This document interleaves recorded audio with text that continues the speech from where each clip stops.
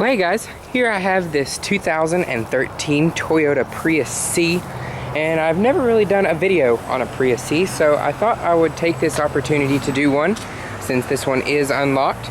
So we'll go ahead and walk around and start off with the window sticker as usual. Tyler, this looks a lot like your car. So let's see, what do we have? Prius C, 2-wheel drive, 5-door hatchback, Prius C3. Moon glow with black and light blue interior. I apologize for that. There were some diesel trucks racing and that was really annoying. 53 city, 46 highway, 50 combined. That is some pretty dang good gas mileage, and I'm not really gonna hate on the Prius too much because it does that well. So the total price on this one is $24,088. Let's see, options: rear bumper protector, rear carpet mat, and the premium security package.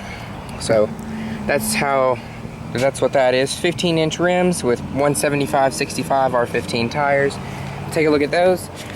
175/65 R15s, like I said. Rear drum brakes and front discs. Pretty chunky rear drum brakes. So go ahead and walk around to the back. You can see you have your LED taillights right there. Pretty cool looking taillights. And then you have your hybrid synergy drive right there. Your little blue accented Toyota badge. That's what they do on all their hybrids. Your rather tiny little rear wiper. You can see the blade right there is pretty little. LED third brake light. Here's your Prius C badge. And then here's your rear bumper protector right here. That's a dealer installed option. You have your single exhaust outlet down there. You have a torsion beam rear suspension with independent front. So we'll go ahead and walk around towards the front. White plastic mirrors with your LED turn signals on the end. Hybrid badge right there. You can see pretty skinny little tires. I can actually wrap my hands around them. But that's okay. Low rolling resistance equals better gas mileage. You have projector front headlights and a pretty aerodynamic looking front end. There's not a whole lot of gaps or anything. So we'll go ahead and start off with the interior. You can see this one does have smart key access by the ridges on the door right there. Now, coming to the top of the door panel, everything in here is hard to the touch.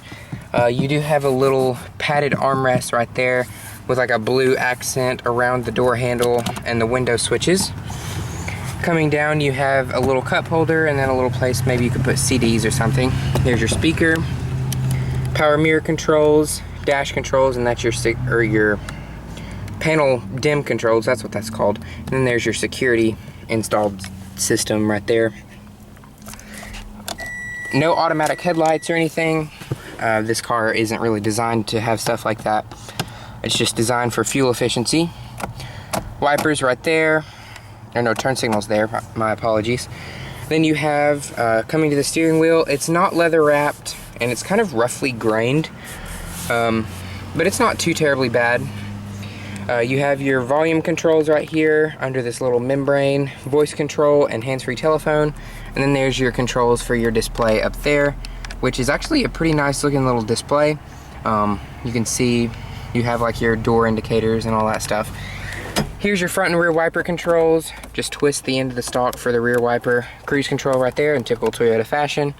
There's your blue power button. No key in this one. There's your hazards right there, and then Toyota's Intune system. You have an automatic climate control. It's just single zone, which you wouldn't really need dual zone for a car this little. Steering wheel, let's see. I think we just have tilt adjustment, yeah. Oh, it does telescope. Never mind. So that's actually pretty nice. I wasn't expecting a telescoping steering wheel, but I'm glad that Toyota includes that. Power seat, or there are no power seats, or just manual adjustment. Here's your pretty stumpy little shifter for your CVT automatic transmission, but it gets the job done, so who really cares? Eco mode and EV mode. You have your USB and aux plugs right there with more of that blue trim running around there. Glove box is actually pretty large. You get 2-3 iPads in there, something like that. Coming to the top of the dash, there's like a tiny little soft touch portion right here, and it's more like coated in rubber instead of soft touch.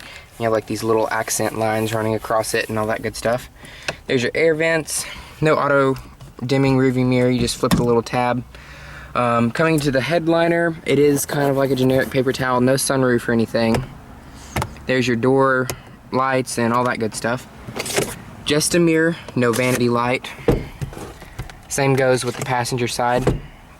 So you won't be getting any lights for your pretty face.